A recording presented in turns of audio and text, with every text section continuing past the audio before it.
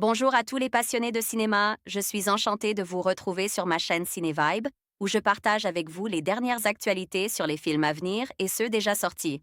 Pensez à vous abonner pour ne rien manquer des nombreux contenus captivants à venir. C'est Bonjour à parti! tous, aujourd'hui, je vais vous parler d'un sujet qui a marqué l'histoire récente de la France, l'affaire Nevanka.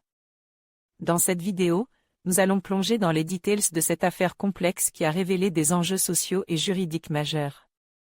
Je vais vous expliquer qui était Nevanka, les circonstances entourant son histoire, et comment cette affaire a suscité un débat national sur la violence faite aux femmes. Restez avec moi pour découvrir les éléments clés de cette affaire et son impact sur la société. L'affaire Nevanka. Épicentre film titre original, soit Nevanka date de sortie, 6 novembre 2024 durée, 1h57 à participe, Lumière 2024 site officiel.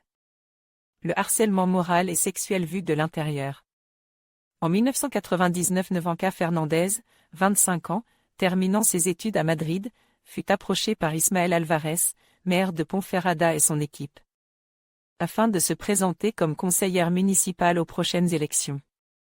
Après quelques hésitations, celle-ci se retrouva propulsée responsable des finances, poste un peu élevé pour un premier mandat. Sérieuse dans son travail, elle va subir les insistantes avances d'un maire qui se croit tout-puissant. Épicentre film motrice espagnole. Reconnue, Itziar Bolin a réalisé plusieurs thrillers réussis, teintes de sujets de société plus ou moins politiques, comme la privatisation. De l'eau dans le très intéressant et même la pluie, la puissance des multinationales dans l'Olivier, les violences conjugales. Dans le marquant Ne dis rien avec Louis Tozard en mari persécuteur, ou les rencontres entre victimes et terroristes de l'État dans le plus mélodramatique Les Repentis. La revoici pleine de mordants avec le biopic de Nevanka Fernandez, jeune femme tombée sous l'emprise d'un homme politique, Ismaël Alvarez.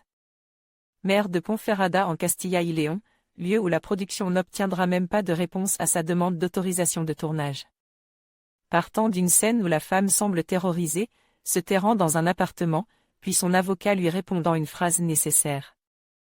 Pour les victimes, je te crois, le film se construit ensuite en un flashback, reconstitution des moments clés qui mèneront cette jeune femme dans un état de destruction physique et psychique, le récit revenant ponctuellement aux préparatifs de l'accusation.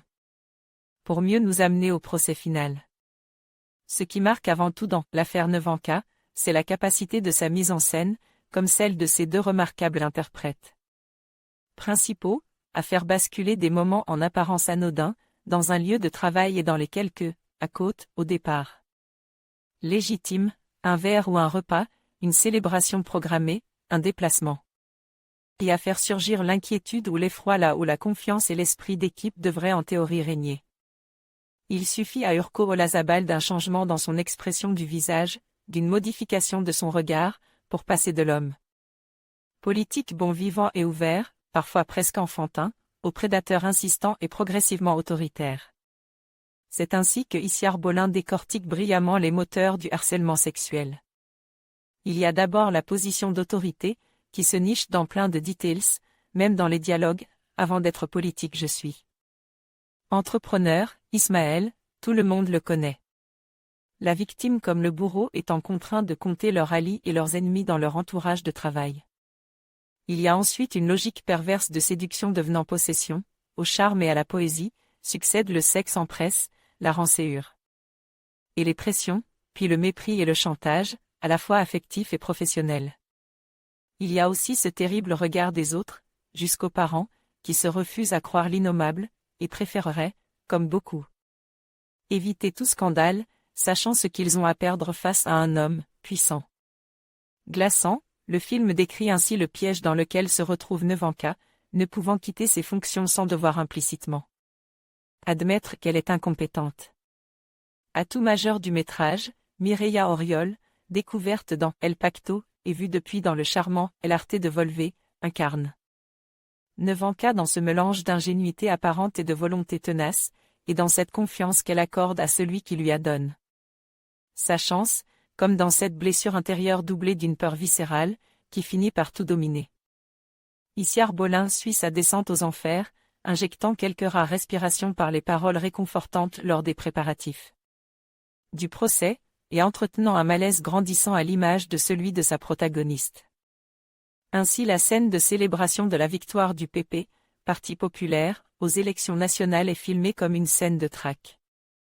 Au travers de Salon Bond, quant à celle du mariage à l'Ogro-No, elle devient grâce à un travail sur le son et le flou de l'arrière. Plan, une leçon de perception de la tétanie.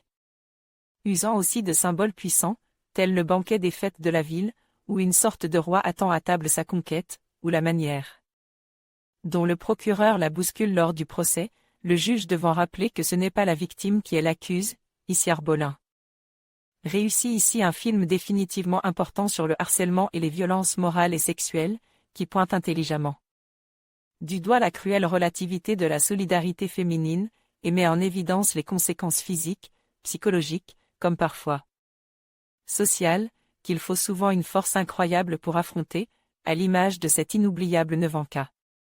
Olivier Bachelard envoyait un message au rédacteur bande-annonce ici Arbolin, votre note, votre pseudo.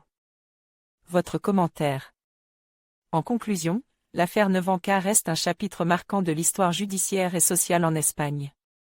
Elle met en lumière les enjeux de la justice, de la vérité et du courage face à l'injustice.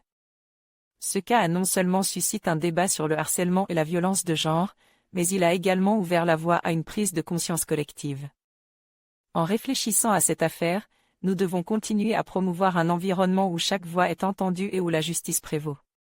Merci de nous avoir suivis dans cette exploration de l'affaire Nevenka.